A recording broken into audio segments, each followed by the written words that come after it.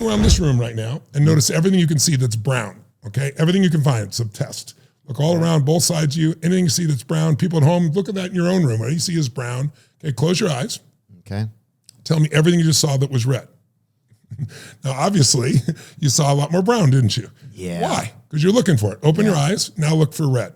Look for red anywhere you can find red. Any place you can find red. Okay. Okay? Did you find more red this time? Mm-hmm. How come? Because I was looking for red. That's right. Once you develop a belief, you find what supports it. So watch this. You will find stuff that's not even there in order to be successful. I bet you saw some beige shit, called it brown just to feel successful, did you? Right over there.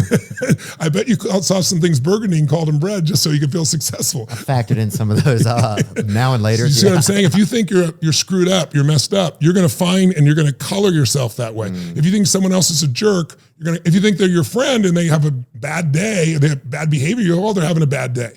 If you think they're a bad person, then it's always going to be that way. What was the first part you said of that?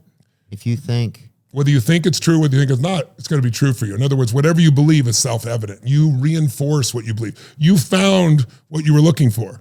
Yeah. So you got to train yourself to look for something different. That's why I do priming, and that's why I do immersion, because after 4 or 5 days of thinking differently, seeing differently, focusing differently, different beliefs, you have a different life, a different experience. But if you do it for a few minutes, kind of hard to do. So that's why I still do events, because immersion has so much power. But some people do it through an audio. They listen to like an audio 30 minutes a day, every day, and they develop a new set of habits. Or they do it by exercising, or they do reading a book and then they use it right away. So there's lots of ways to get there, but immersion is the fastest way. It is. Yeah.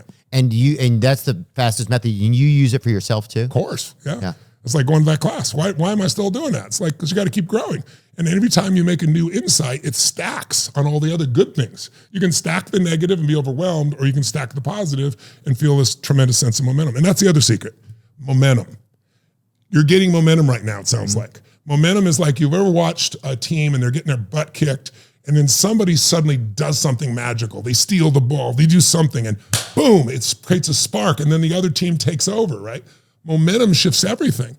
And momentum comes by doing the right thing over and over. And after a while, it becomes what you expect to do. Or another one is certainty. I work with a lot of great athletes. Those rings are from all, that's from, I own some teams like the LAFC football club, and the Golden State Warriors own a piece of them, the Dodgers own a piece of them, but I've also coached them all. So those are all national championship rings that I've got. So I'm really proud of those rings. They're a representation of what I was able to build by working with these people. But when you look at the people that are the best of the best, they have certainty. If you see Steph Curry, with the Warriors, he makes those three-point shots from almost half court, right? He releases the ball. He doesn't wait to go through. He turns around and just like he already knows it's in. Like, how does he do that? Oh, he's a genius. Well, true, but where did the genius come from? He's been shooting 500 shots a day, every single day, 7 days a week for his entire adult life and most of his teens. Now think about that. He's been in the NBA 15 years. He's the greatest three-point shooter in the history of the world. He made 3,360 something shots now, three-point shots. No one even close. Watch this. 500 shots a day. That's 14,000 shots a month. That's 168,000 shots a year. That's over 15 years. Just his professional career. That's a lot. 2.52 million shots he's taken in practice so that he could make 3,300 and be the greatest in history. So people get rewarded in public for what they practice in private.